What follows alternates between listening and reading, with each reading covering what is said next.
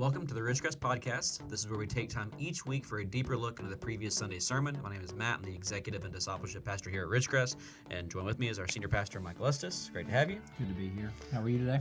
Very well, and you? Good. Good. Have a good weekend? Mm-hmm. Yeah.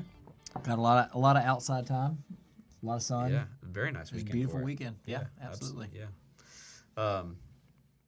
And you talked a little bit about your weekend in the sermon, because you talked about resting and that sort of thing. And so, I think as we kind of walked through that, and of course, again, in the sermon, you kind of clarified that this is not a how-to. Right. This is very much of a, walking through and really understanding Sabbath and, really focusing in more on the spiritual aspect of it. That's rather than giving us another checklist of things to do and accomplish and work towards, because then it's no longer Sabbath. Yeah, and it's something we've talked about before, is the idea that, if we just speed it up and go to the how-to, everybody will be like, well, I'm satisfied with that, and I've got my boxes that I can check off, and this is just, we can add this to the things that we do throughout a week, and again, find satisfaction in that. And there's probably is some satisfaction in that, but ultimately, it's not the long-lasting understanding that I think Scripture wants us to come to. So the Lord wants us to come to. Yeah, and and of course in the podcast, in the past few weeks, we've gotten into the how-to a little bit, just because it gives us a little bit more of a platform to do that. And and again, this week we might get into a little bit of that, but I say that to say, we're going to provide a little bit of those just kind of practical things that we can apply, when we're understanding Sabbath. But I don't want you to miss the overarching understanding of, first we've just got to know what it means to Sabbath and what it means to really rest in God. Well, it's kind of like, okay, and this is going to be, hopefully this analogy makes sense. I'm working on coffee still this morning, so hopefully this will make sense. But let's say you bring an alien here from another planet, and you show them, we're getting really weird now. Here we go. And you show them a car, and you never explain what the purpose of the car is, but you get in the car immediately, and you begin to explain how to drive it.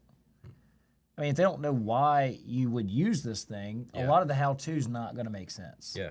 And I think in a lot of ways, that's what Sabbath has been for me personally. I'm going to speak from personal experience. Sure. Is when I was younger, I didn't really understand why our culture had blue laws in place. Things in place where and they weren't necessarily laws by then, but it was more like, businesses weren't open on Sunday. I thought that was really frustrating and inconvenient, because I was like, well, Sunday's a day where I could get stuff done, and I never really understood the why behind it. Nobody. It's not that my parents didn't explain it to me. It's just that we never looked at Sabbath. We never really understood what it existed for, and what And so for me, it was just inconvenient. And I was like, well, I guess I can't do anything because all these places are shut down, and there was no why attached to it. And that can be frustrating. And the last thing I really want Sabbath to end up being for people is a frustrating thing. Oh, okay, here we go. Here's another thing to do. I have no idea why we really do it, and other than God said that we're supposed to do it. And, beyond that, there's nothing attached to the why and the what. Yeah. But, you show that same alien in the car, and you say, we use this to get from one place to another quickly. Right. And it's faster than walking. It's faster than any other kind of riding a bike, that sort of thing. Now, here's how you do it. Yeah. And that's much more satisfying. Yeah, I agree. And so the analogy wasn't as weird as it possibly could have been. You landed that well. I wasn't sure where aliens were going in regard to Sabbath, but you pulled that one off. Maybe that coffee had kicked in already. Okay, just a little bit. But yeah, so along those lines, you talked about, of course, the first point of kind of really looking at Sabbath being a day to be observed. And one of your kind of key points that you talked under that was this idea that it's a day that provides needed perspective and a renewed purpose. Mm-hmm.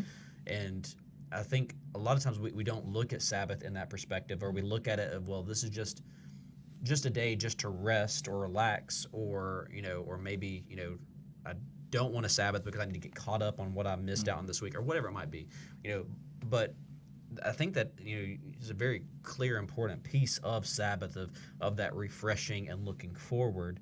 And so the question is, how can this weekly Sabbath really shape our focus and priorities for the week, without it being like, I'm not saying I don't want us to get in the mindset of, oh, well, on Sabbath I get to make my checklist to complete for the next week. Right. So how can that rest, Sabbath shape our focus and priorities? Yeah. I think one thing it does is it forces us to plan for the Sabbath. And I mean, both that day and the days around it. And what I mean by that is, and I'm going to use kind of a paradox here, we, culturally speaking, are very efficient time wasters. What I mean by that is we look at our schedule and we think to ourselves, we have all this time, so I don't necessarily have to rush to do this or that, and we waste time, or we just don't want to do the thing that we're supposed to do, and so we waste the time that we have doing things that don't matter, or passing a few minutes here and there, and we all of a sudden have wasted a bunch of time during our day. And I think that that's the opposite of what the expectation is in the commandments that we've looked at. So like Moses says, 6 days you shall labor and do all your work, but the seventh day is a Sabbath to the Lord your God. So the expectation is that you're going to work for 6 days. Yeah. You're going to be productive. You're going to get things done. That work's going to be hard work probably. I mean, you think about agricultural society. I mean, that's going to be difficult work that they're putting in. And then there's going to be a day where you need to plan not to work. Yeah. So that means that those 6 days, you're using that time as wisely as you possibly can so that you can get everything done so that on that seventh day, you don't have to do that. And so there's a sense in which, like, it gives us perspective on the week because we're like, okay, I have these 6 days. These 6 days, I need to get all of this done. Here's my list of things that need to get done for the week. Now, on that seventh day, I want to make sure I'm done with this list so that seventh day, I can shut it down without worry. Yeah. Right? So I think there's that. I also think that the perspective here is that it helps us to remember that God is able to do the work without us. That's an important thing for us to remember. But also that he's gracious enough to use us in his work. Yeah. So like it's that two-sided, I guess, coin where there's a sense in which on the Sabbath I'm admitting that God doesn't need me to do all this. But I'm also realizing that the rest of those days he is allowing me to be a part of his work in the world. Yeah. And I think that's really important perspective for us to have because we can begin to believe that, like, if we're struggling with workaholism, which we'll talk more about momentarily. We can struggle with the belief that, like, we're essential to the workings of the world. Like, if we're not here, things can't happen, and that's just not true. Yeah. Even people in the most important positions. That's one of the things that's so liberating about the fact that I can step away occasionally from the pulpit and see somebody else do a good job, is because there's a realization that God can do the work of the church without me being in the pulpit, and that's important for me to remember. And that's true at every level. But at the same time, God uses the things that I can do and the things that he's gifted me with to be a part of the work that he does in the world. That's an amazing gift, in my opinion, because it takes a lot of pressure off of us, and it is incredibly liberating and freeing to know that God can work and uses us to work. That's right. So, I pulled up a poem that I've used. Poem? Yeah. I love this. I'm a little, do you know of a Saxon White Kessinger? I don't know that name. Okay. I couldn't tell you who he is and what, he necessarily, if he wrote a lot of poems or not. But there's one particular poem that I heard quoted several years ago, and I always thought it was, it was actually used in, I think it was a football coach who quoted it, in an interview, and he used it for his team. And it's called The Indispensable Man. And it says, sometime when you're feeling important, sometime when your ego's in bloom, sometime when you take it for granted, you're the best qualified in the room. Sometime when you feel that you're going would leave an unfillable hole, just follow these simple instructions and see how they humble your soul.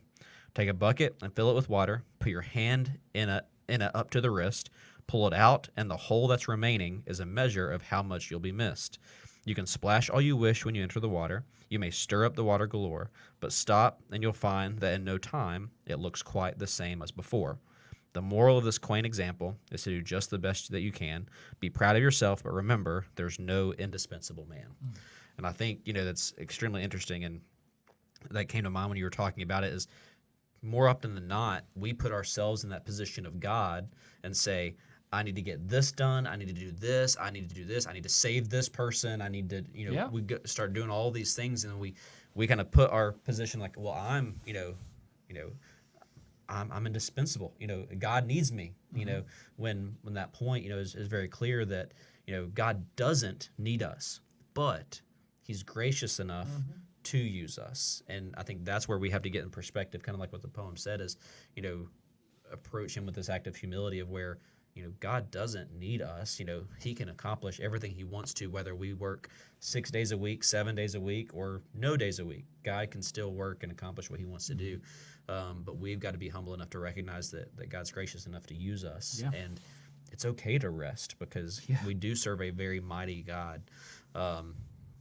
I think that's good. For me, every Monday morning is my time to kind of create my checklist for the week and kind of say, okay, here are the things that I need to accomplish this week. And whenever I've had those times of rest, kind of either the weekend prior to that Monday, it does allow me to kind of go into that Monday a little bit more refreshed and have a little bit more clear. I don't spend my Sabbath thinking about it because, like I said, I do that on Monday. Right. But on my Sabbath day, just having that time of rest, stepping away, sometimes throughout the day there might be unique ideas that come to me, and that way, then on that Monday, like, oh, well, God showed me this weekend. Let me write this down and work on it. And so I do think, it's amazing how helpful the Sabbath can be in shaping that focus, and our priorities without us really pouring in and saying, well, I need to work on the Sabbath to plan out and do those types of things. You shared a little bit, from the pulpit, your kind of typical work week, and you kind of shared that Friday right now is kind of that day where you really rest, and you shared some of the things that you do on that day and that sort of thing. However, I wanted to ask a question, because most of the individuals that were listening to that sermon on Sunday and listening to the podcast or watching it afterwards are individuals who work, and every one of us have different work schedules. As you mentioned, your kind of work week technically is kind of that Sunday to Thursday. Yep. Friday is really a rest day for you, and then Saturday you've got baseball and things like that, or maybe other weddings pop up or things like that, just different things. And so your typical week is that kind of Sunday to Thursday, which gives you some flexibility to have that Sabbath on Friday. Other people, Monday to Friday is kind of their work week. Or if you have, some people don't have a set schedule where it's like this day, this week they might work these days, this week they might work this day, all sorts of, different challenges that are faced. So the question I have is, you're not too far removed from that. I guess a little over a year ago now, you were a, full-time teacher. And actually still worked at Ridgecrest as a college pastor, part-time. And so you had a full-time job as a teacher. You had a part-time role here at the church. And so my question is, with that, we know that teachers, typically your work week is Monday through Friday, teaching, but then you're grading papers, you're, doing different things like that. And not to mention preparing for college ministry. And I know you guys met on Tuesday nights. You had stuff going on Sundays. You had a little bit of everything. So I say that to say, it's clear that schedules can be, challenging. And so, you shared what your Sabbath looks like now. What did it look like then? And kind of how did you manage that? Or maybe you didn't manage it. Maybe it was, this transition has helped you, recognize and figure out how to do that better or whatever, or maybe you had some routines or things like that. So how did you manage Sabbath during that period of time when you were a full-time employee in the secular world, as like I said, the vast majority of our listeners are? Yeah, it was harder. Partially because there wasn't the flexibility of schedule. Like, we had school Monday through Friday. I mean, that's set in stone, not going to change. So that was the expectation. And that made it more complicated because Saturdays a lot of times were filled up with family activities. And I did try really hard on Saturdays to do nothing that was school or church work related. Now, it didn't mean I excluded all church activity on Saturdays. Right. Like, if we had something going on here at the church, or we had like I'm trying to think of other church things that we like. If it was like a special occasion, like Yeah. Easter, we had sometimes stuff. Right. We would participate in that, but it was never like I'm coming here to be a staff member. I'm coming here to be a church member. Yeah. Spend time with people, that sort of thing. And so I tried to guard Saturday as much as I could. Tried to focus on things that were the opposite of what I would consider work related things. We tried to do things that were restorative, recreational. I would argue that we probably did not do a great job of being intentionally focused all the time on the spiritual aspect of that. Yeah. Like that was one of the things that was harder. Because when I got here Sunday, I wasn't here as a church member. A lot of times, I was here as a staff member. Right. Julie the same way, a staff wife, and Yeah. the kids, they got to be church members to a certain degree, but they also carry with them the expectation that they're, their dad's on staff, that sort of thing. So Saturday, we tried to be really intentional. But we were 6 days a week. It was work, Yeah. and so Saturday we tried our very best to protect and guard and do things that were restorative and recreational. Yeah. We didn't do it perfectly by any stretch. I would argue that being here has helped me in this regard, has helped me be more focused, and to encourage our family to be more focused in that particular area. But I think you can do it, in a different setting. Like for most of our listeners, or most of our church members, they didn't have the added piece of Sunday is a day where I'm doing work as well, and I would argue that flexibility there allows for a little bit more help in that particular area. Again, that's just being intentional. Like, That's right. I could do these things on Sunday, but I'm going to choose not to do these, or Saturday, and I'm just Yeah. going to choose not to do these things for a day and trust that they'll get done. Yeah, that's good, and that was the main reason I want to ask that question, is because it kind of shows the flexibility in that. And again, it all comes back to this need to be intentional with it and just give it that focus that's needed. And if we find ourselves in a place where we're not giving it the focus that it needs, there is some things, and if our week is so full that we can't be intentional, then there are bigger issues at hand. Yep. And so that allows us to kind of process and walk through that. Last week we talked about it a little bit as far as looking at people outside of just viewing people as resources. And you mentioned that again in this week's sermon, and kind of looking at that and recognizing that people aren't just commodities to kind of use and discard. So the question is I know I have known individuals. I personally, have found myself in this position at times where, for whatever reason, we find the worst in people and, get discouraged, or, kind of look at someone and say, well, kind of like the server illustration that you used in the sermon, where if I go to a restaurant and, the person, maybe the server is late on our food, or, late refilling drinks, or doing all these things that we say, well, they're a server, they're supposed to do these things. And so it's, I like I said, just to be transparent, there have been times whenever I've been in that position of like, what is the deal? And I can find myself getting frustrated or just saying the worst, in an individual. What are some things that someone can do if they always see the worst in people? Because different people are, have different, challenges or backgrounds, and just some of us, will look at individuals and just constantly always just see the worst and see the negative aspect, which I think in turn leads us to, viewing people as commodities rather than recognizing them as those creations of God. So what can someone do if they kind of find themselves in that role? I do think this is one of those places where Sabbath keeping is helpful, because the idea behind Sabbath keeping is to disengage so that you can re-engage in meaningful ways. And so, like, sometimes if it's a particular person or group of people that you struggle with, I would argue that you need to disengage from them in order to re-engage later. Okay. And what happens is, like, a lot of times we can spend a lot of time around particular people, and we begin to see the flaws in them, and we begin to be frustrated with that. And if we would just step back for a little while and be able to see these people in a different way, or you have to, like, there's just this that helpful, the helpful nature of creating space so that as I create that space, what I can do is I can come back into it with fresh perspective. I'll give you an example. So,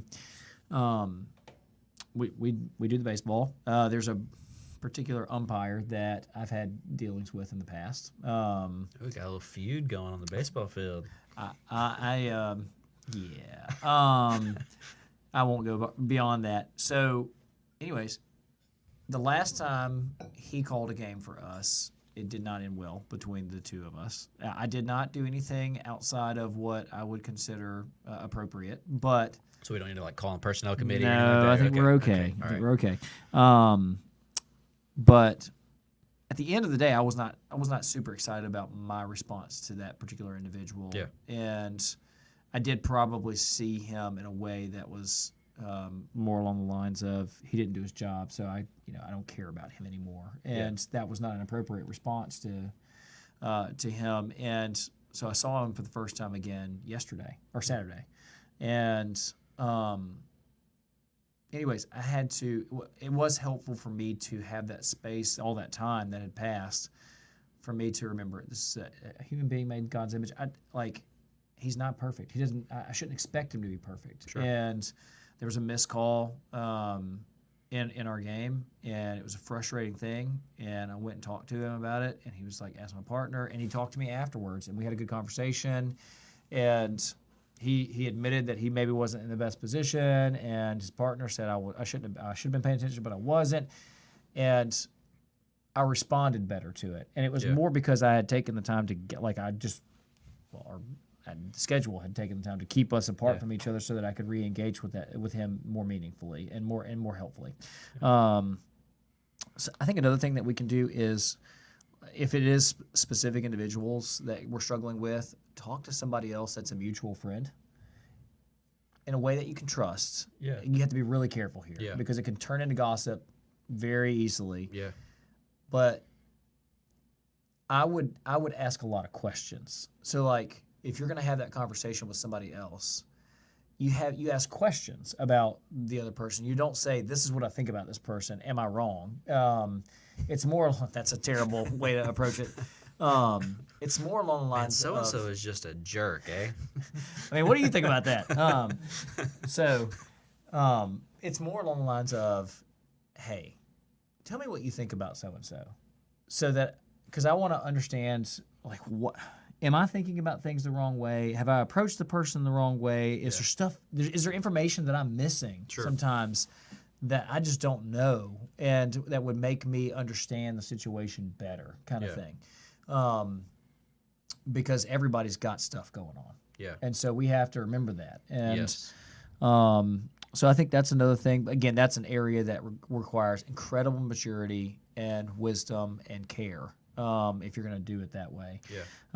And then I think the most important thing is to evaluate yourself. Like, spend time evaluating yourself. I think, again, Sabbath keeping is really helpful because I am removed from other people some, and so I have to sit with myself some. And maybe the problem isn't the other person, it's me. Yeah. Like, I have a tendency to start there, to be honest with you. In my dealings with other people, if I struggle when I deal with other people, my first thought is, what have I done wrong? Like, is there something that I am doing that is creating this reaction in somebody else? And maybe that's a good first question to ask that person that mutual friend, rather than going into that mutual friend saying, "Hey, what's wrong with this person?" Yep, that's not a good start. But go into it and say, "I've been having some challenges interacting with this particular individual. Is there something I'm doing, or am I, and create that platform for honesty." Yep. Because none of us like that. P.S. You better be ready to receive it if you ask that question. And that's exactly what I was about to say, is that, none of us like to receive that, but it's so incredibly helpful to be open to it, and everybody's different. Again, some people are more sensitive to those types of things, and so you have to be careful and use wisdom. But I do think that's a great place to start, is first and foremost see if it's a me issue before I just start saying, well, this person just does this and this and this. And we've talked about cultural intelligence and emotional intelligence and things like that. There's a place to seek out that wisdom. Yep. We talked continue looking at this idea of Sabbath. You talked about this as an opportunity. I guess last week remembering, and this week observing, and kind of understanding that. And he specifically, in Deuteronomy 5, it brings attention to the remembering their freedom from slavery in Egypt, and kind of looking through that. And of course, in the sermon you talked about how God has delivered us, and but I think one area, like for myself, especially, and I would imagine many of our church members, just looking at our culture, is we have made ourselves slave to work, and we are workaholics, and we are always needing to do something. I think you mentioned the sermon, or kind of asked the question, how many of us, you feel guilty for taking 30 minutes or a 30-second, I've worked for this long, I'm taking a break here or whatever, and you feel like, well, I can't, I've got to do something, and so, that's probably one way. But what are some other ways that someone can really recognize that they've fallen into this trap of really being a slave to work? Right. So a good way to kind of assess this is, and we'll use a phone as an example here. So I used to do this with my students occasionally, where I would ask them to give me their phone. Yeah. Like, I just want you to put it at the front. I'm not going to touch it. I want you to put it on my desk. And I want you to, like a lot of times I would do this as a writing assignment. I want you to tell me what you feel like. And the responses I got were, it makes me anxious. It makes me uncomfortable. I feel kind of naked. I feel kind of exposed. I feel like I'm missing something.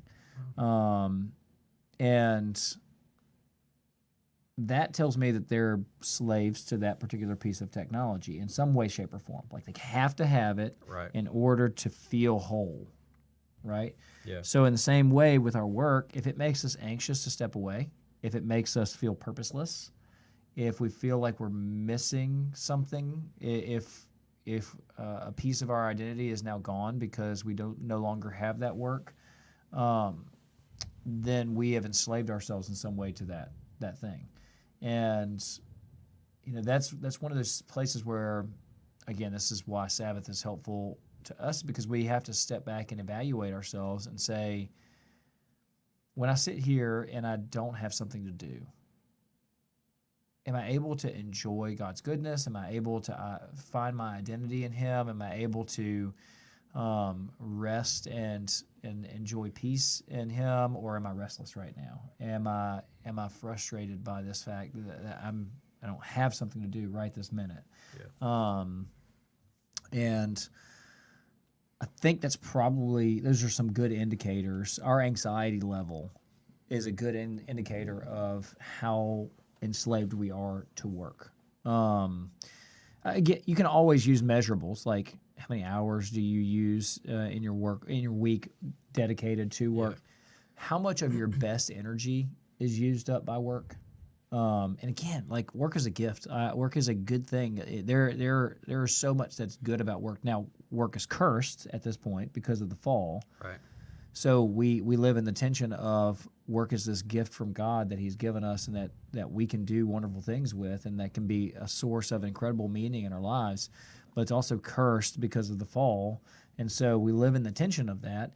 And the balance point is, I want to enjoy this good gift. The gift should always point us to the gift giver. If I enjoy the gift more than the one who gave it, then I am missing the point. Yeah.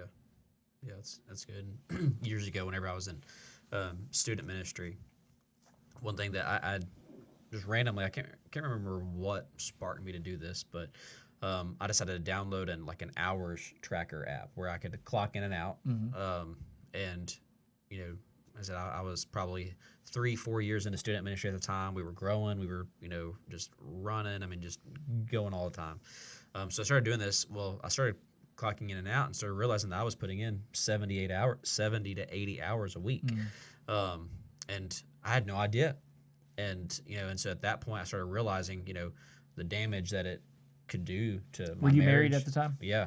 And so we didn't have Maverick, so it was a little easier because, she and I, were kind of able to partner in that. So it wasn't like I was just away all the time. There were a lot of those things where she would come alongside as well. But, there were still times when, I would be either at church office long or whatever it might be. So started doing that and started realizing how I need to do a better job at stepping away and backing that time up a little bit. And, whenever we went to a youth pastors conference, and Whitney went to a breakout session with, it was like specifically for youth pastor wives or whatever. And so she went to that breakout, and they were talking through different challenges and stuff. And Whitney brought up that because at that point we had been doing it for a little while and adjusted our time. And these other wives were just amazed and, just like, oh, we need to start doing that because it was damaging some of their relationships. And so I think we can get so caught up in work, it can overtake everything. And we're relational beings, and relationships are very important based on Scripture.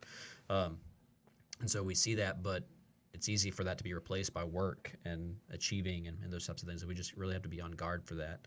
And so, one thing, some of our listeners or some of our, individuals who, church members are in positions of leadership. And so I thought this would be a unique opportunity, to kind of talk through the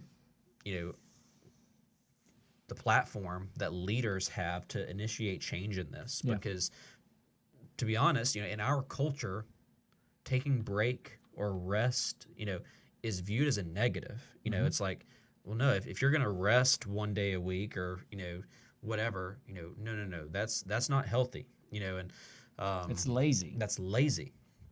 And so we kind of put this platform, and I was talking to someone not long ago, who works in a particular industry, and they were talking about like it's normal for me to put in 60, 70 hours a week, and that's every week, and I'm expected to do that, and that's and if I were to not do that, then I'm viewed as a lesser in my organization, and so you have this unhealthy platform that's been created. And I want to cut you off here, but like that's even more of an issue now that work is not tied to a building. Yes, like you can easily bleed over into all different parts of your life without a thought. Like I can have a meeting at home, I can get on my email here, I can do this, I can do that. And so like this is even more important for this conversation is even more important now for us than it was even 2 or 3 years ago. Yeah. Because we've normalized work at home. Exactly. And and so you had this and you've created this. And so the question is what are some things that people who are in positions of leadership, because I do believe it starts there, because if I'm just an employee somewhere and my employer expects me to work 50, 60 hours a week, so now I don't have the opportunity to take a day of rest, whether it be Saturday, Sunday, whatever day of the week it may be, because I'm working every day or the vast majority or 6 days a week, and so I only have one day to do all my work, my home stuff, whatever, And so as an employee, I can't make that change. But we as leaders who are in positions of leadership, we can institute that change. And so what are some things that we as leaders can do to help create a new culture of Sabbath and rest and really normalize this perception of rest rather than it being viewed as laziness, be viewed as something that God has ordained? Yeah, so I'm going to use 3 abstract phrases, and then I'm going to try to give some concrete examples of what I mean. So 1, you set the tone, okay? 2, you create expectations and then lovingly enforce them. So expectations don't matter if there's no enforcement behind it. Like in the classroom, if I set the expectation that students would talk to each other in a way that was appropriate, and I heard inappropriate conversation happening, and I didn't remind them of and then enforce appropriate conversation, then inappropriate conversation became just a part of the normal culture of that classroom, right? And then the third thing is normalize appropriate behavior. And so, like, if the normal for a particular place is you work 60 to 70 hours a week or you're lazy, then if you don't believe that's healthy, and we can look at Scripture and see that there are some ways in which that's unhealthy, then you need to reset the culture and normalize, no, a work week looks like this. This is what my expectation is. And this is, I'm going to normalize it by myself setting that tone and doing these things. So something that we've started talking about in staff meeting as we've gone through this series is like one of the things that I encourage our staff to do is, all right, you're in the middle of a work day. You realize that you've been working really hard for the last 3 or 4 hours. I want to encourage you to stop for a minute, get up from your desk, go and have a conversation that has nothing to do with church things for the next 10, 15, 20 minutes. And, don't necessarily interrupt somebody else from what they're doing, but there's truth in the sense that Sabbath is a intentional interruption that God puts in our week. Right. And it's to help us gain perspective. I can't tell you how many times I've been in the middle of trying to figure. There was a day a couple weeks ago where I was just stuck. Like I could not get thoughts going. I could not figure out how to put together an idea. And we had prayer time because we have our regular prayer time. Mm-hmm. And we sat down in our small group and kind of shared concerns with each other. And I asked our group to pray about the fact that I just felt kind of stuck. And literally sat down at my desk and had the most productive afternoon that I'd had in a while because I got perspective, because I stopped doing what I was doing for just a few minutes, and I got perspective. So me as the leader here, one of the things that I'm trying to encourage and set expectations for is it is perfectly appropriate for us as staff members to put our phones away at a particular hour of the afternoon, evening, and not feel like we have to respond immediately to every concern, to every email. And that's not because we don't care about our church members. It's actually because we do, and we want to respond appropriately. We want to respond with the right energy and the right thoughtfulness and the right perspective. And I can't do that if I never step away from it and I'm just stuck in it all the time. Yes. I get lost in it and I get frustrated by it. And then my responses, instead of being helpful, are short and quick and probably not as helpful as they could be. And so I think there's just some concrete ways that I am trying to put those things in place that I think you are as well. And we together are kind of trying to do that as a team. Our staff is. And so I think there are ways that you can do this in businesses. One of the things that was encouraged at Germantown is in our planning periods, not just to sit and grind away in your classroom by yourself, but go and visit with another teacher and talk about things. If you want to talk about planning and stuff like that, that's good. That is helpful. Get advice on particular issues, but don't sit in your room by yourself and just constantly grind away. That's not healthy. And I had somebody come alongside me early on while I was there that helped me understand that, and it was really, really helpful. And I think of course, research has shown the benefits and the health of working, and sporadically. Not, American culture historically has kind of been a 9-to-5 job or whatever, but research has shown that people are more productive if you work for a couple hours and then take a couple hours off even, or work a couple more hours and then take a couple more hours off, and you have these intermittent breaks that, again, it provides that freshness and that refreshing opportunity to come back and grind intense for this amount of time and then take some time off. And so I think that's very healthy. And so and I do believe it falls on us as leaders to set that culture and to begin to reshape what that perspective looks like. And so if you are listening or watching and you are in a position of leadership, begin looking through how you can be more intentional at modeling this, as well as creating a culture for those who report to you to be able to adhere to this and follow this. And because we fully believe that Sabbath is for everyone, and that it does provide a very healthy opportunity to reflect on who God is and His glory and what He has done for us, and how it is not all dependent on us, but God is faithful. And so if you have any other questions, don't hesitate to reach out to us. Let us know. We're happy to have this conversation with you further. If you have any other kinds of questions, reach out to either one of us or any of our other staff members to have that conversation. We're here for you, and so we want you to always remember that. But as always, we hope you have a great week, and we'll see you next time.